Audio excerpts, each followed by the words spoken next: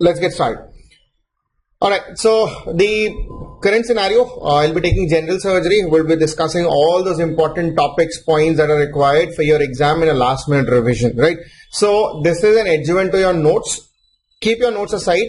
Make a fresh set of, I would say 5 or 6 pages would be enough to take down the points that we're going to discuss right now. Okay? Now, alright.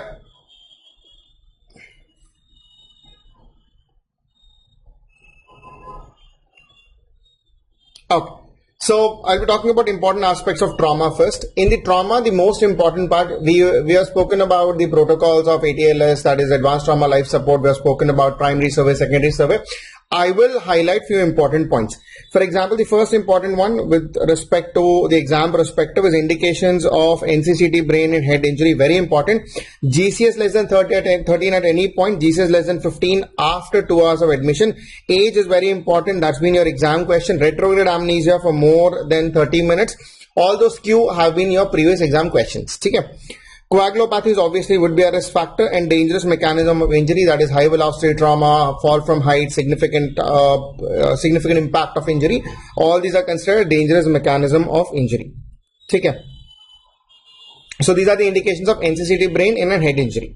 Now, what are the indications of craniotomy? We have spoken about, see, when you talk about head injuries, we have various varieties. We have intracranial hemorrhage. In the intracranial hemorrhage, the most common is the cerebral hemorrhage. Out of that, the extradural hemorrhage and subdural hemorrhage are two major important criteria.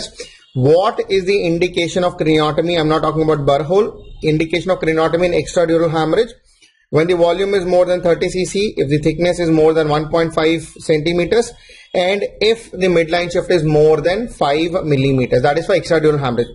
Indication in subdural hemorrhage. See, in subdural hemorrhage, if patient is asymptomatic, we will not do anything. If patient is mildly symptomatic, we'll try to conserve, manage with medications. Only craniotomy is indicated when you have a fixed and dilated pupil of the same side, more than 1 centimeter thickness of the clot, then you have more than 5 millimeters midline shift. GCS decreases by more than 2 points. That means initially GCS was 15. After a while it has become 13. More than or equal to 2 points. You can say more than or equal to 2 points. If it decreases, it is an indication. And raise in intracranial pressure of more than 20 millimeters of mercury. This was your AIMS question, right? So indication of craniotomy in EDH and STH, right? Guys, we will share all these files. These are not for us. This is for you only. Okay? So don't worry about it. So this is about indication of craniotomy. So two important topics in head injury. Apart from everything else, you know, number one, if you want to focus, what is the indication of NCCT brain post head injury? What are the indications of craniotomies? Okay? Next, neck injuries have been their favorite topic. They've asked you what is the zones. I hope everybody knows the landmarks also. So we have zone 1, zone 2, zone 3. Everybody knows the demarcation. Zone 1 is from the suprasternal notch to the cricoid cartilage. Zone 2 is cricoid cartilage to the angle of mandible. From the angle of mandible to base of skull. Now the question they ask is, what is the most common site for injury? It has to be zone 2. Very obvious, no. If you want, fine now, right? Now, so the usual question they ask you with respect to the zone of neck injuries is, what is the most common zone? It is a very common, very simple plain understanding. If you want to kill somebody and you want to throttle it and you want to hold a person by his neck, which zone would you hold is the answer to the question. Most common zone of injury is zone 2. But one which is associated with maximum mortality is zone 1, because all your vital structures run through zone 1. You have your trachea, you have your carotid, you have your esophagus, everything that runs. This is the extension here I was talking about. So in the zone 1, all the most important and the dangerous segments run. So injury to the zone 1 is associated with maximum mortality. Most common zone to get injured is your zone 2. How would you manage? Remember, zone 1 is managed, or zone 1 injuries are managed with angiography with angioembolization. If it fails, then exploration. Zone 2 will see whether the patient is stable or patient is unstable. Stable, it is only observation. Okay guys, I'm not getting chat, so I'll just continue with the lecture. I hope you're getting it. Okay, so I was discussing about the neck injuries. You should know the zones of neck injury. We divide them into zone 1, zone 2, zone 3. The landmarks are suprasternal notch to cricoid is zone 1, cricoid to angle of mandible is zone 2, angle of mandible to the base of the skull is zone 3. The most common site for injury is zone 2. Zone which is associated with maximum mortality is going to be zone 1, because all the vital structures are going to be across it. How would you manage zone 1 injuries? The zone 1 injuries, are managed with angiography with angioembolization. If it fails, then you go for surgical exploration. Zone 2, we divide whether the patient is stable or if the patient is unstable. If the patient is stable, we go with conservative management in zone 2. If unstable, then you go for exploration. We talk about hemodynamic instability and respiratory instability. In zone 3, the management is same as zone 1. Initial attempt is angioembolization. If it doesn't work out, we go with surgical exploration. Yeah. So next important thing about trauma is to know, see, we have covered the head part, which is important. Neck injuries we have covered. We go to thorax. In thorax, you have to remember about deadly dozens, right? In deadly dozens, 6 we have immediate life-threatening, 6 potential life-threatening. Immediate life-threatening is airway obstruction, tension pneumothorax, pericardiac tamponade. I hope everybody knows the pericardiac tamponade is associated with Beck's triad. Beck's triad is another important thing. Muffled heart sound, distended neck veins, right? So that is going to be a Beck's triad. Open pneumothorax, massive hemothorax, and flail chest. Remember the definition of flail chest. It's a controversy because Bailey says 2 ribs are 2 different sides and ATLS says 3 ribs are 3 different sides. So we'll go with 3 consecutive rib fracture with 3 or more sides on the same rib.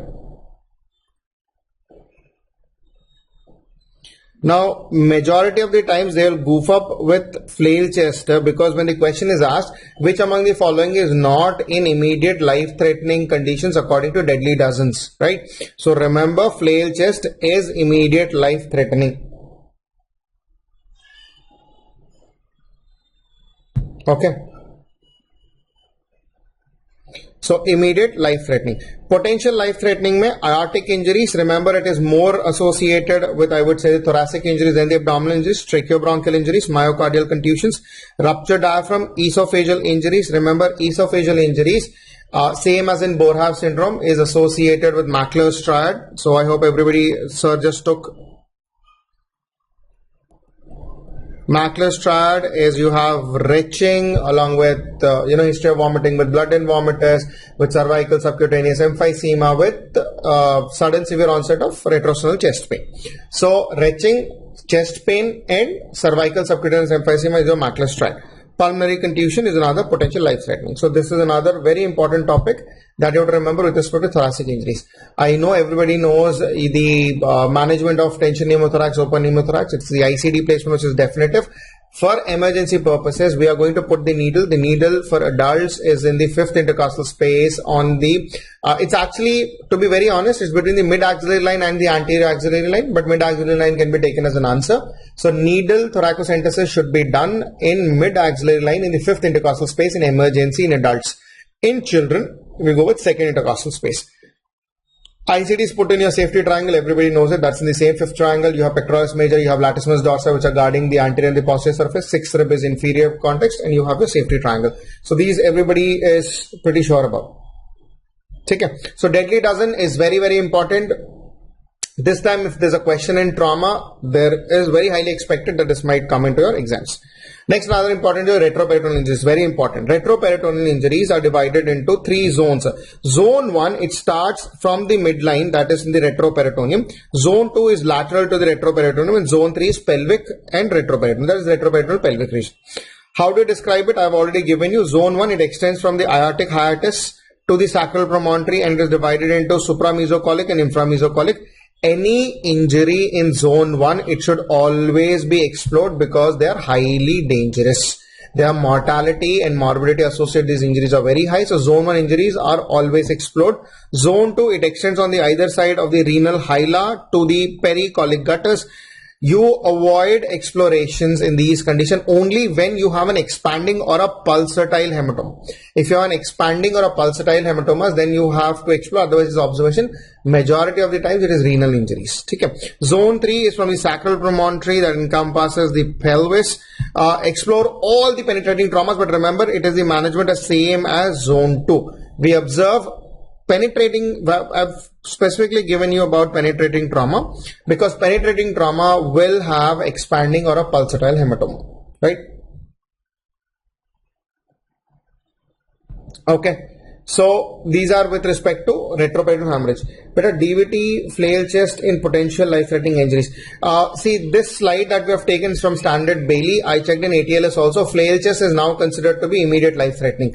We all know flail chest, when the patient comes, it's the painful breathing that will go into respiratory failure. If patient goes into respiratory failure, it is potentially life-threatening. Hence, it is very much life-threatening. Hence, it is now described as immediate life-threatening effects. Okay. Now, post-trauma, solid organ injuries, we have spoken about. First is always fast, then is CT. If patient is stable, we'll go for CT. Patient is unstable, we'll go for exploratory problem. Everybody knows it. Splenectomy has been your exam question. When would you do? Now, let's say if you're doing an elective splenectomy, the ideal vaccination period is 2 weeks prior to surgery. We give pneumococcal vaccine. We have H influenza and the meningococcus. So 3 vaccines that we give. What I want to draw is, remember, in adults, it is PPV 23. In children, it is 7-valent. That is the usual exam question that is asked you with respect to vaccination. Okay. Okay. Now, emergency, we divide the splenectomies into immediate post-operative period and at least 2 weeks post-operative. In immediate post-operative period, what vaccine we give? We give pneumococcal, and that's your exam question. Okay. Same, children less than 2 years, 7-valent. More than that, you have PPV 23. After 2 weeks, that at least 2 weeks post-operative period, we give H influenza and meningococcal vaccines. This, needless to tell you, has been your exam question multiple times. This is in fact in central exam repeated 3 times. In All India PG, it is repeated 5 times over last 10 years. Right. So this protocol is important. Now, abdominal compartment syndrome, secondary to trauma, is another condition that flail, potential life-threatening. Beta, flail was earlier considered as potentially life-threatening. Now it is immediate life-threatening. Okay. It's an update in your Bailey also. You can go check it. That's pretty sure about it. Abdominal compartment syndrome is another very important topic from the exam perspective. What is an abdominal compartment syndrome? The very common misconception is to differentiate between abdominal hypertension and abdominal compartment syndrome. Now, intra-abdominal hypertension is described as any pressure more than 12 millimeters of mercury. We have graded them. Grade 1 is 12 to 15. Grade 2 is 16 to 20. Grade 3 is 21 to 25. Grade 4 is more than 25. Everybody knows it. Now, when do we call it as abdominal compartment syndrome? And that is your exam question. Abdominal compartment syndrome is any intra-abdominal hypertension grade more than 3 that is described, that is pressure more than 20 which is sustained with one new organ dysfunction, right? So there has to be a renal failure or there has to be an associated some other organ failure to deem this as mostly it is your renal failures that accompany abdominal compartment syndrome. Okay. We all have spoken about the risk factors that leads to abdominal compartment syndrome in our regular classes also, right? Now, severe burns, bowel obstruction, massive ascites, abdominal trauma. The concept is rapid increase in intra-abdominal compartment space without having the time to accommodate. That is the whole objective. Okay. Chronic ascites will never cause intra-abdominal hypertension. It is your acute ascites or massive ascites that results in that context. Okay. Now, what are the compositions? As the pressure inside the abdomen will increase. See, pressure in the abdomen is 25, aorta is at 120. It is very unlikely that aorta is going to get compressed completely, but IVC will be compressed, the diaphragm will be pushed, the renal artery is going to get compressed. So when the IVC is going to get compressed, see the two important things that I would like to highlight here, that is there will be increase in heart rate and decrease in cardiac output in intra-abdominal hypertension or abdominal compartment syndrome because of decrease in venous return. Decreased venous return is nothing but decreased preload. Preload minus afterload is your cardiac output. If preload decreases, cardiac output will also fall. Same way the diaphragm is also pushed, the thoracic cavity gets compressed because our lung capacity decreases, hence respiratory rate increases and JVP will increase. Renal artery gets constricted, renal perfusion decreases, GFR will decrease. Decrease in GFR will decrease urine output. How do you measure the intra-abdominal pressure? With the help of bladder catheter. We put a Foley's to the tip of the Foley's, we put a pressure transducer. We'll insert into the bladder and whatever pressure is recorded in the bladder is interpreted as intra-abdominal pressure. So that is how you will measure intra-abdominal pressure. Management, correct the acidosis in IV fluids and decompressive laparotomy, which is only a conservative surgery. It's also a part of damage control surgery. Okay. Now, next important is your cannulas, your color codes, your flow rate. That has been your exam question all along. Starting with the orange cannula, I know everybody knows it is 14G. The flow rate is important. I'll tell you 3 important flow rates to remember here. Number 1 is for our orange cannula, that is 240 ml per minute. Next is your green cannula, that is going to be 90 ml per minute, and yellow cannula, which is 20 ml per minute. This is what you have to remember. Rest, if you're able to remember, good. Otherwise, you will understand the context. Remember the sequence of color. It is orange, gray, green, pink, blue, yellow, and violet. It goes 14, 16, 18, 20, 22, 24, 26. Remember, in trauma, it is 16 gauge which is preferred. Overall, most common is green, but for trauma specifically, it is 16 gauge. Okay. So this is with respect to case. It is not suprapubic catheterization. It is a regular catheterization only via the urethra. Okay. Now, next important, coming to wounds. Majority of you know all the important aspects. I'm not going to discuss those smaller ones. I would like to draw your attention before the exam. Revise the Southampton wound grading system. Asepsis wound score is no longer asked. It's very common. And it's very easy to decode also, because asepsis wound score ka criteria is asepsis, right? Southampton wound grading is important. In that we go with how does a wound appear, that is post-operative, and what are the complications. I hope everybody knows it, but remember, it is the grade 3 which is more important. Remember, grade 3 is starting discharge and grade 4 is pyogenic discharge. So grade 3 will clear or hemoserous discharge, and grade 4 is pus.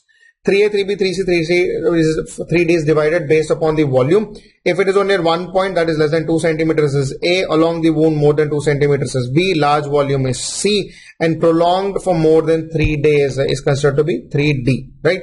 D for days, yaad rakh lena. In 3D, it is days. It is prolonged days. Now, major complication, it is pus for 4. 4A same, less than 2 centimeters at 1 point. Along the length of the wound is 4B. 5 is again deep or severe wound infection. Exam mein Southampton wound grading, that is 3 and 4 are expected questions.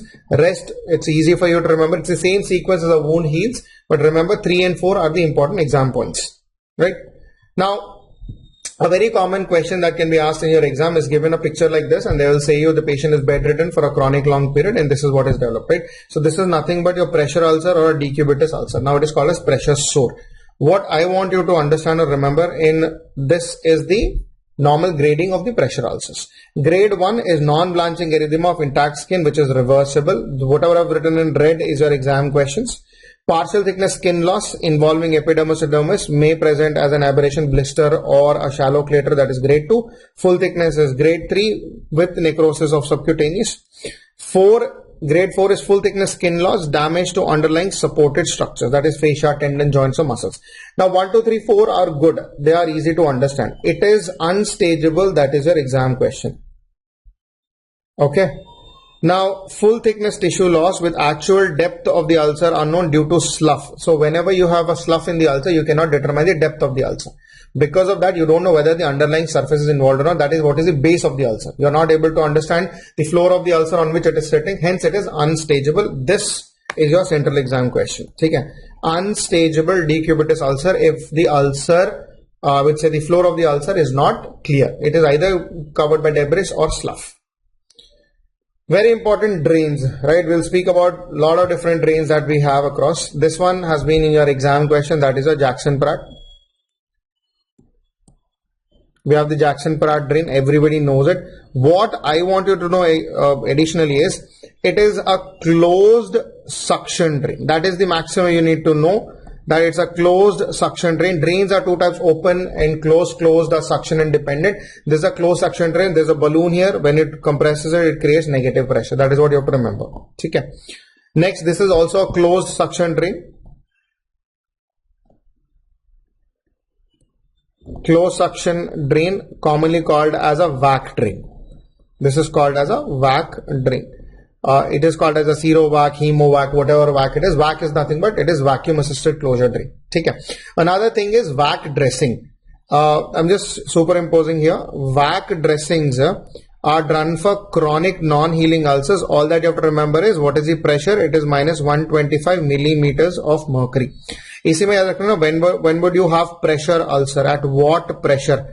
Remember, pressure ulcers are formed when the pressure exerted is more than 30 millimeters of mercury. When it is more than 30 millimeters of mercury. Okay. Now I know everybody knows it. This is an intercostal drain. This is an ICD bag. You have the fenestrated tube. This is the fenestrated tube, ICD bag. I just want you to remember this ICD column which is going down, and there's a line you can see which is going right across here, right? This is where you will fill across your water. So you will have water column. Okay. Okay. Now everybody knows this is Penrose. Penrose drain is an open non-suction drain, or it is just a dependent drain that we put, right? Same way you have corrugated rubber drain. This is also an open non-suction drain. T-tube again is an exam question. We use the length of the T-tube I've mentioned 20 centimeters. The limb is for 60 centimeters. Materials used are latex, rubber, silicon, PVC. Ideal is latex. Normally we would prefer silicon everywhere else because of low tissue reaction. Here we want high tissue reaction. Why? When you put a T-tube, you want the tract to mature so that when you pull out the T-tube on the 14th day, T-tubes are removed after 14 days whenever you're putting for a bile stone or bile duct injuries, right? Absorbable suture material is used. Non-absorbable will act as needles for stone formation. So we'll never use a non-absorbable suture material to close. When you've put the T-tube inside the bile duct, to close it, we use an absorbable suture material. Okay. Extra edge that I want to give you across here. This is a sludge tube. A sludge tube. Remember, a sludge tube is called as a lumen in a lumen tube. Lumen in lumen tube. As you can see, there are two lumens. This is the inner lumen, this is the outer lumen. The wider lumen, which is the outer lumen, will drain the water, or I can say fluid, and the inner lumen will drain air. Okay, so this tube has both facilities. One will drain air, another one is fluid. The wider one will drain the fluid and the smaller one will drain air. That is what you know. This is a sludge tube. Okay. Now, surgical drains are purpose driven. Keep that in mind. By the 7 days, only 20% of drains are functioning. Perioperative bleeding, if it is the intent of keeping, you remove after 24 hours. Example, thyroidectomy. If your intent was to collect a serosanguinous fluid, it will come until the inflammation goes on, that is until 5 days. So remove after 5th day, or if the drain becomes less than 25 ml, example in mastectomy. If the intent is for infection, you will not remove until it is subsided or the drain becomes minimal. For colorectal anastomosis, it is 5 to 7 days. For T-tube, it is 10 days in 14. Maximum 10 to 14 days is what we keep. Ideally, we should remove after 14 days. Any suction drain should have the suction taken off prior to removal of the drain, which is a very commonly done mistake. That means if it is under suction and you pull it out, again it is going to create a negative pressure trauma. To avoid that, you deflate the drain first and gently remove it. That's another very important precaution. During removal of ICD, you'll ask the patient to do Valsalva maneuver so that the air doesn't rush back in, right, to avoid secondary pneumothorax. So this is for surgical drains. Now with respect to tubes, this is one tube that I'm expecting an question to be in your exam, that is Syngaskin Blakemore tube. It's an SBT tube.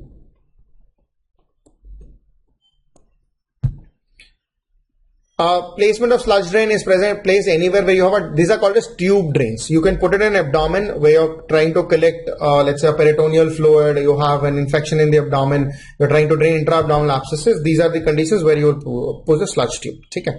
Now, Syngaskin Blakemore tube has two balloons. This longer one is called as the esophageal balloon. I know everybody is well versed with it. Then you have a gastric balloon which is present right across here. Okay. All that you have to remember is the gastric balloon is inflated at 300 ml of air. Esophageal balloon is inflated at 40 millimeters of mercury pressure. It is used for the two purposes where we use it. Number one, bleeding esophageal varices which are uncontrolled, right, even after your management. Second, in liver trauma when you want to plug it. Okay. Two important contexts.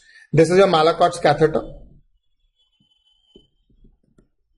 also called as the Malakoff's flatus tube. Sutures Everybody knows the classification. I'm not going to go into great detail. I just wanted to know the absorbability of the variant one. Catgut, John Hunter, it's not that important nowadays. But remember, it is derived from the submucosa of the sheep's intestine. Now, you might think why it is named as catgut. It is cattle, basically grass grazing animals, and that is your sheep. Okay? Isopropyl alcohol is a preservative used for the suture material to preserve.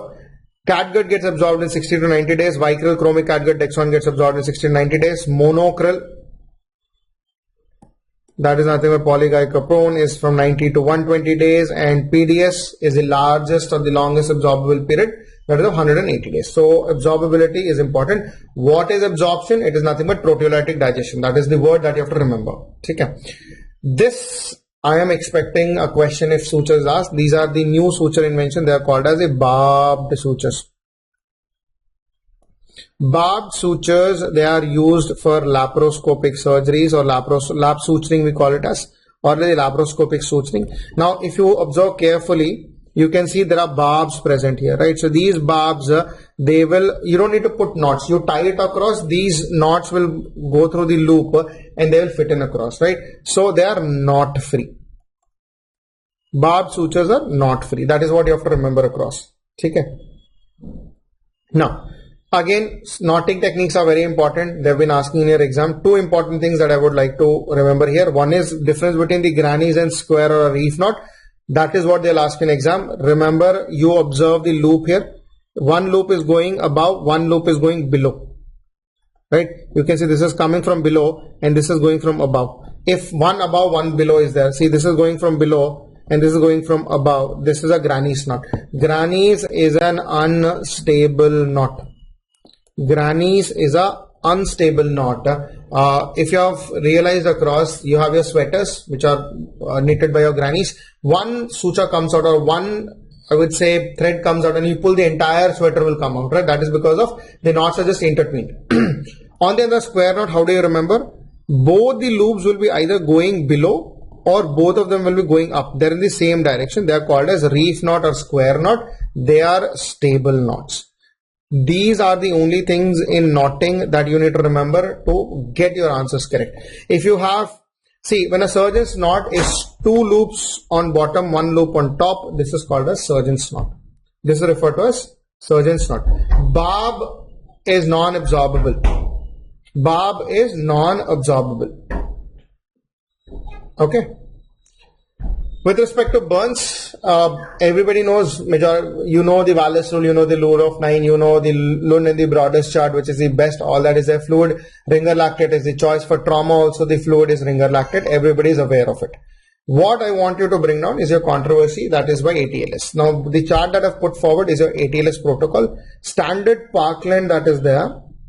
Standard Parkland is for burn fluid, you calculate 4 ml per kg per percentage of body surface area burnt, right? But according to ATLS, if you have adult or child more than 14, it is 2 ml per kg.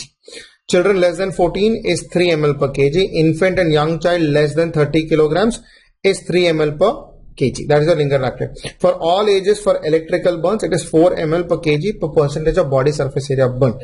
In exam, if they ask you specifically according to ATLS, follow this. If they have not mentioned, they just ask you to calculate the fluid, then follow Parkland. Okay. Remember, this is your exam question, that is target urine output. If you have in adults, how much it is? If it is in children, how much it is, right? Adults, it is 0.5, child, it is 1 ml per kg per hour. For electrical burns, ideally until the urine clears out, but urine output is 1 to 1.5 ml per kg per hour. That is what is expected. Okay. Now, in thorax, with respect to lung cancers, in surgery, see, thymus, we have spoken enough. Thymectomies, we have spoken enough. Masoka classification for thymoma, that is also being done. So, I'm not going to repeat the regular ones. What I want to focus for you, possible exam question, is your lung cancer management in surgeries. You will do segmentectomy and wedge resection if it is a small tumor, right? A small tumor is tumor less than 4 centimeters in size. Lobectomy is done for early stage malignancies where it is limited to lung parenchyma, not involving any nodes. Pneumonectomy is done for centrally involving tumors, for example, like in bronchus or left main bronchus, or the bronchus basically. Sleeve resection is also called as the bronchoplastic lung resection, done for central small tumors. Central small tumors are very common with respect to carcinoid tumors. So if they say what is the management for carcinoids of the lung, it is sleeve resection, also called as bronchoplastic lung reaction, also called as a bronchoplastic lung resection. Okay. Next is your vascular disorders. Guys, 1 second. Urine clears out means, see, in electrical burns, you know there is destruction of the muscle, that is myoglobin will be produced, and that will result in dark colored urine. So you have to give the fluids until the urine clears out, and the urine output that is targeted for electrical burn patient is 1 to 1.5 ml per kg per hour. Okay. In vascular surgery, it is varicose veins which are more important. In varicose vein, which you have the C classification. C is clinical, E is etiological, A is anatomical, P is pathophysiological. Everybody is aware of it. We have spoken C0 is no signs of disease. C1 is telangiectasia or reticular veins. Telangiectasia is less than 1 millimeters in size. Reticular veins are 1 to 3 millimeters in size, and varicose veins are more than 3 millimeters in size. Again, the size criteria is important. Okay. So C1 is telangiectasia or reticular veins, C2 is varicose veins, C3 is edema, C4 is pigmentation, 4B lipodermal 5 healed venous ulcer, 6 is open venous ulcer. A is asymptomatic, S is symptomatic. Right. Same for your etiological. We have the same congenital, primary, secondary, no venous disorder. Anatomical is superficial, perforator or deep system or no venous location. Pathophysiology is reflux, obstruction, reflux and obstruction, and no pathophysiology identified.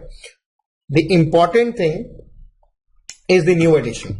Now, what are the new additions that we have?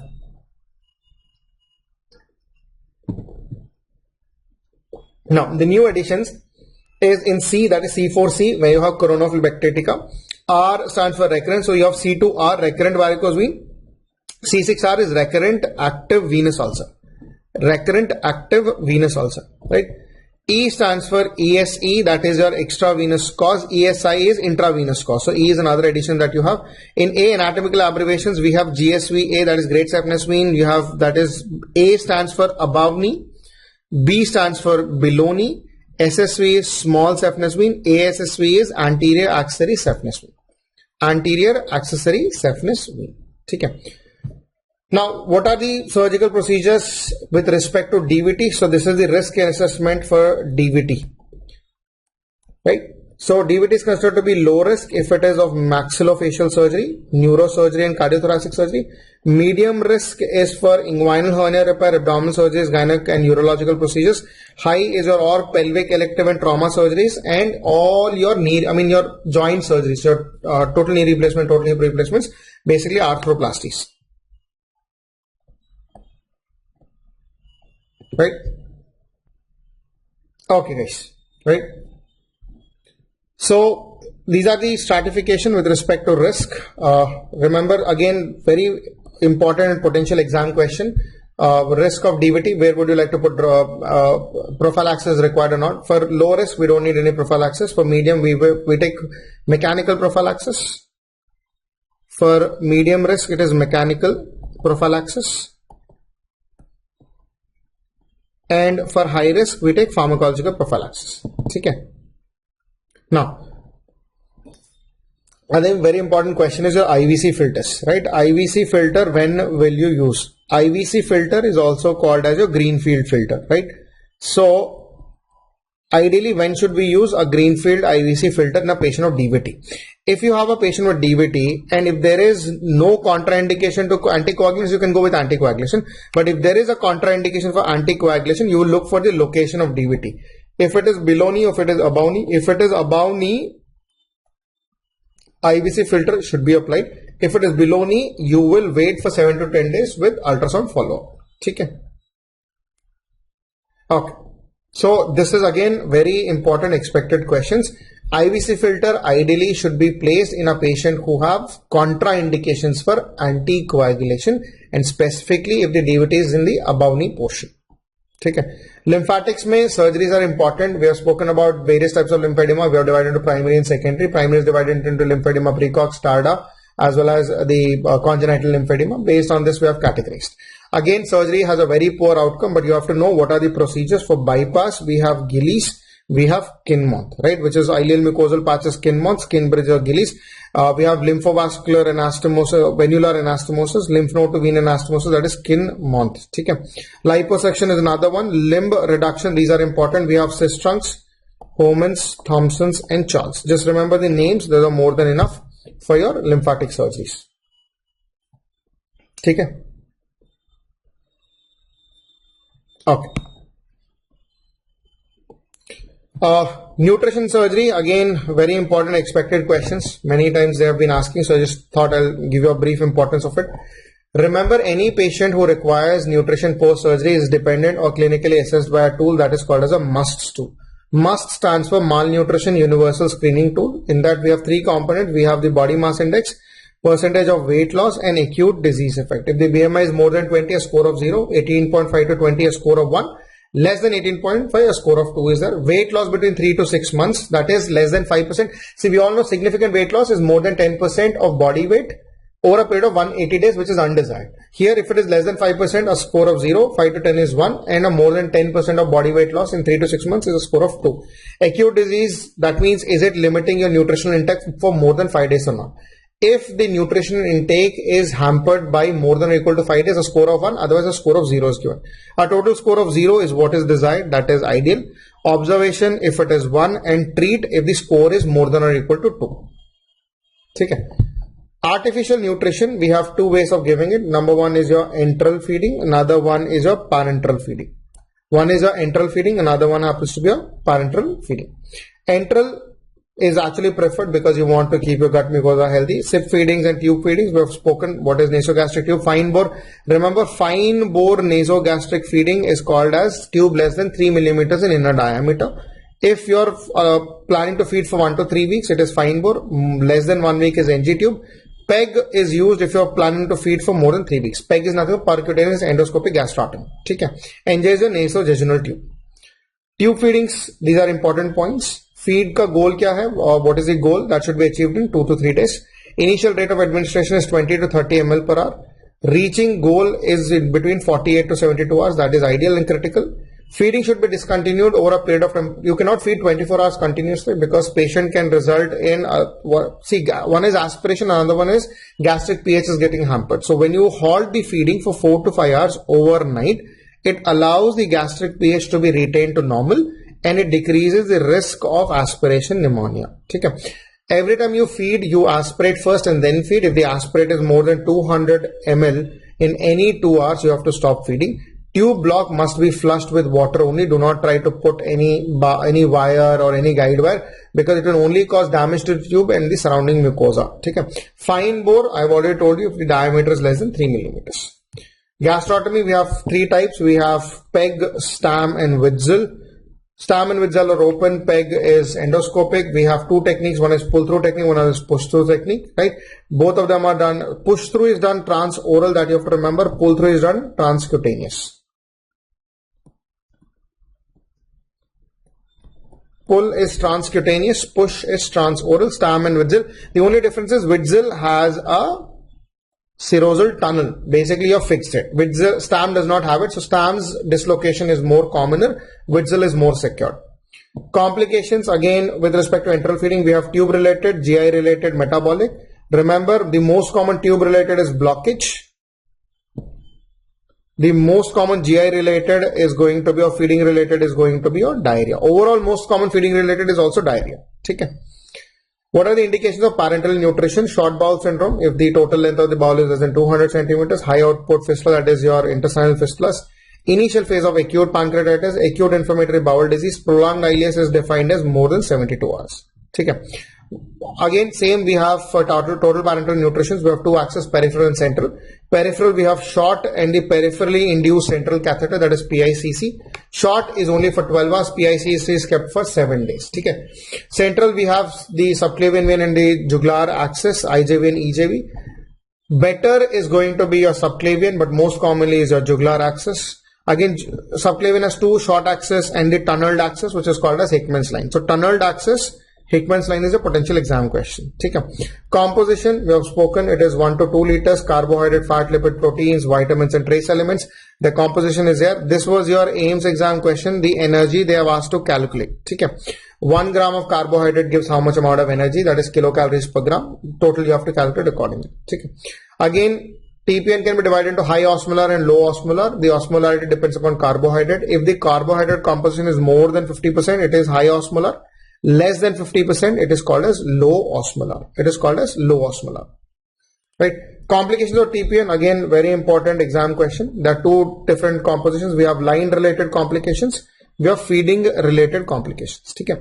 Line related complications, we have pneumothorax while putting the line. There is pneumothorax, air embolism, line blockage, thoracic duct injury, cardiac tamponade, venous thrombosis, sepsis. The most common line related complication happens to be sepsis.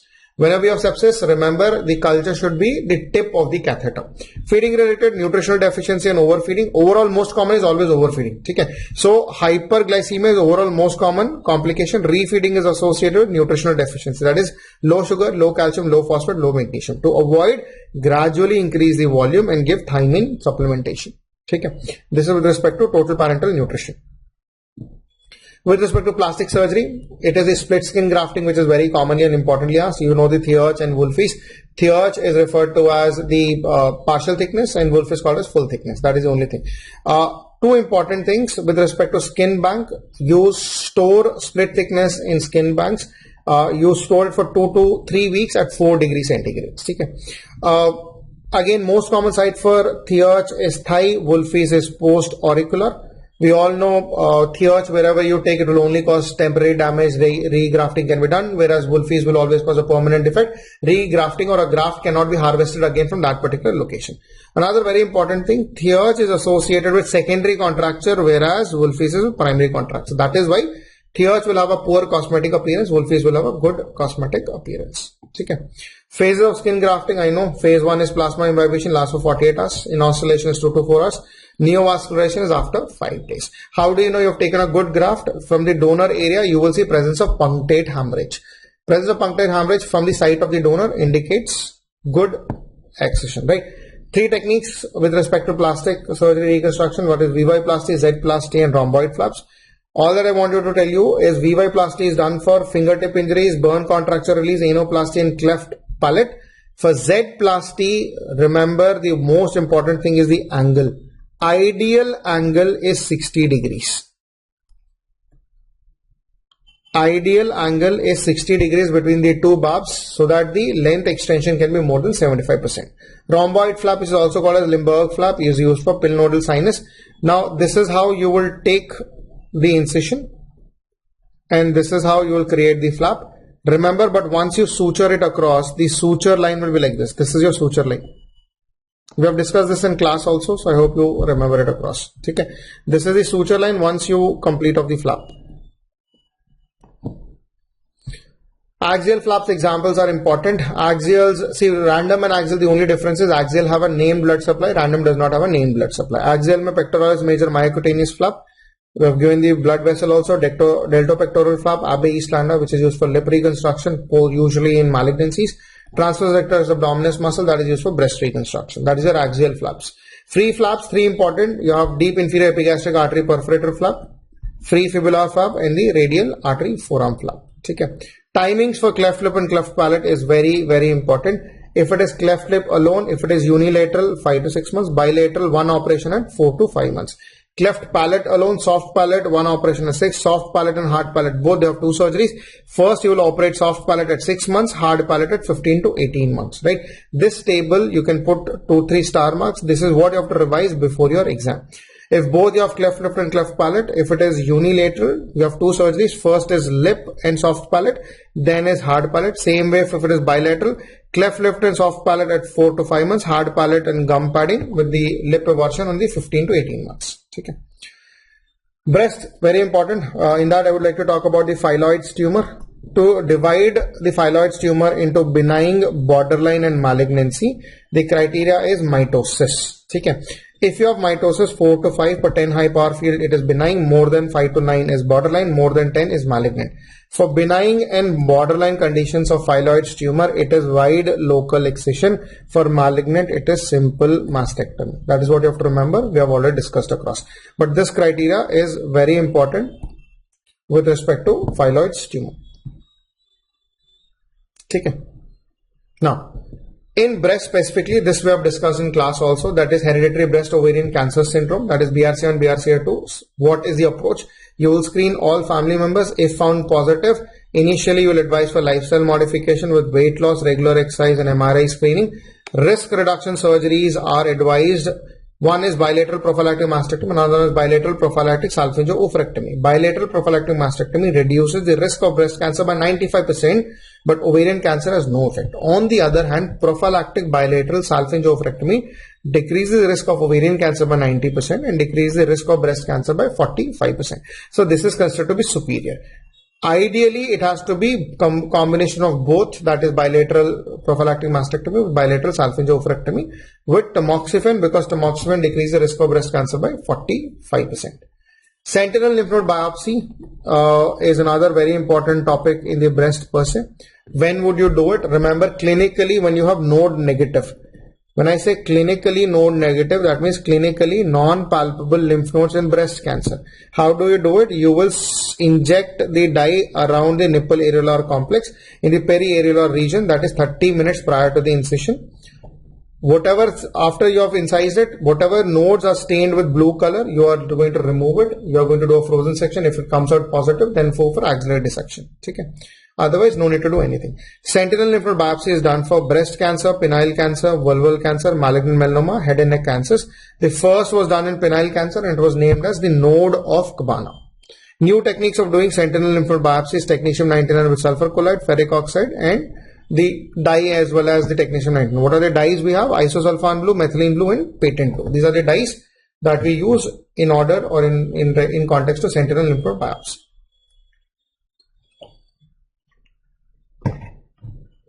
Now, with respect to management, in breast cancer, when would you do chemotherapy, hormonal replacement therapy and radiotherapy?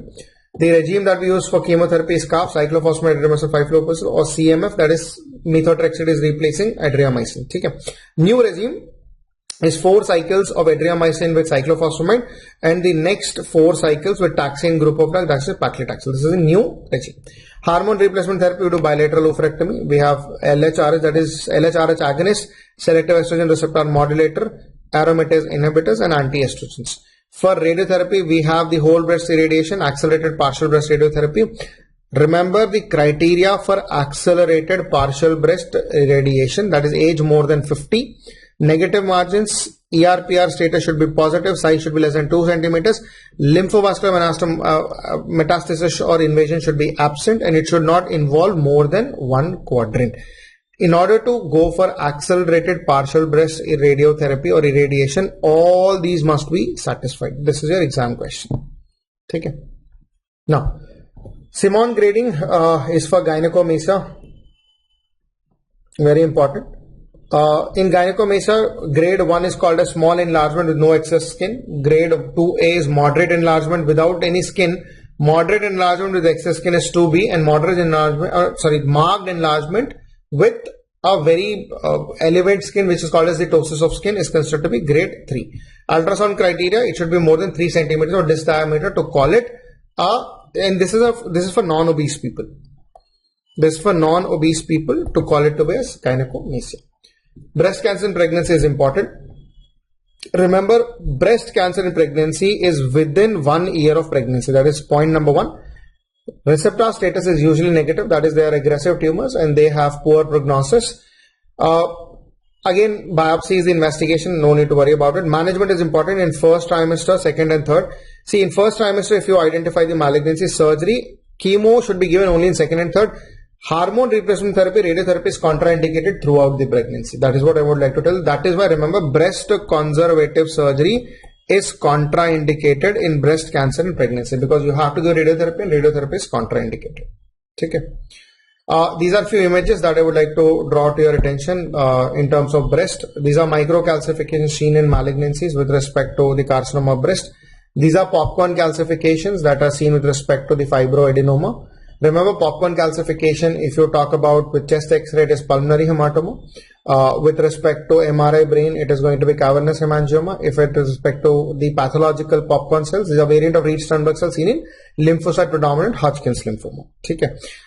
This is ductography. In ductography, if you have a finding like this, smooth solitary filling defect, this is your smooth solitary filling defect. Smooth solitary filling defect. This happens to be your duct papilloma. This is your duct papilloma. On the other hand, if you have multiple irregular dilated ducts, you can see this is multiple irregular dilated ducts. Presence of multiple irregular dilated ducts, this is duct ectasia. This is duct ectasia. This is multiple irregular filling defect. Presence of multiple irregular filling defect. Multiple irregular filling defect is seen in ductal malignancy. Remember, ductography is the investigation of choice for any nipple discharge evaluation. Okay. Now, this is an image for cystosarcoma or the phylloids tumor. We have discussed in this class. What I want to draw your attention is slit-like nipple retraction seen in breast, which is associated with duct ectasia. Duct ectasia is associated with slit-like nipple retraction. It is associated with slit-like nipple retraction. Okay. Circumferential nipple retraction is seen in malignancy. This is circumferential nipple retraction. Naren, more than 2.5 centimeters in non-obese patients, that is in terms of physical assessment, that is an ultrasound criteria of 3 centimeter disc diameter. Okay. These are the PO the orange appearances. Why I am telling you very specifically, remember a very important concept, presence of PO the orange indicates involvement of skin. Okay. It indicates the involvement of skin. This is the nipple in Paget's disease. If the slit-like nipple retraction that is seen in ectasia, circumferential nipple retraction is seen in malignancy, a destroyed nipple or a architecture of the nipple is lost, this is your Paget's disease. So nipple in Paget's disease will have a destroyed architecture. Okay, so this is all about breast. Energy devices, this is monopolar cautery. Right, monopolar cautery, this is bipolar, everybody knows it. We have the classification and differentiation also. There are two buttons, one is yellow, another one is going to be blue. Yellow is for cut, blue is for coagulate. Okay. This is a harmonic scalpel. We'll talk about it in comparison. This happens to be, this is an extra edge. This is called as the suction. This is called as suction with energy source.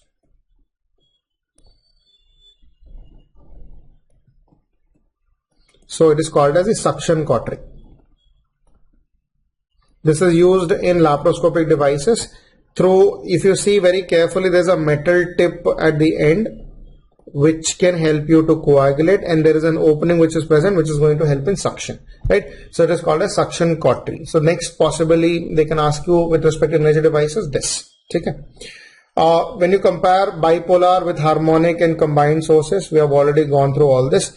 Remember, only thing you have to remember is with respect to harmonic scalpel, at what frequency it vibrates. Okay. What is the vessel that it can seal? It can seal, all of them can seal up to 7 millimeters in size. Okay. So harmonic scalpel vibrates or the energy created is 20 to 50,000 hertz. Another very important thing about harmonic scalpel, that hemostasis is by the protein denaturation caused by vibrating energy rather than heat energy. That's a very important point for harmonic scalpels. Okay. So these are the principles of energy devices. Right. So this is all that you should know in the context of must know topics in general surgery. Right. So in the core format, I have tried to simplify. These are the topics that you should look at once before going to the exam. Okay. Rest you should read accordingly, and I hope this helps you. I didn't want this session to be very elaborate. I know that you all have attended our regular classes, so this is only for you to get oriented to what you should look at the last minute. Okay. So I hope this helps you guys. So that is it from my end. Okay. All right. Thank you guys.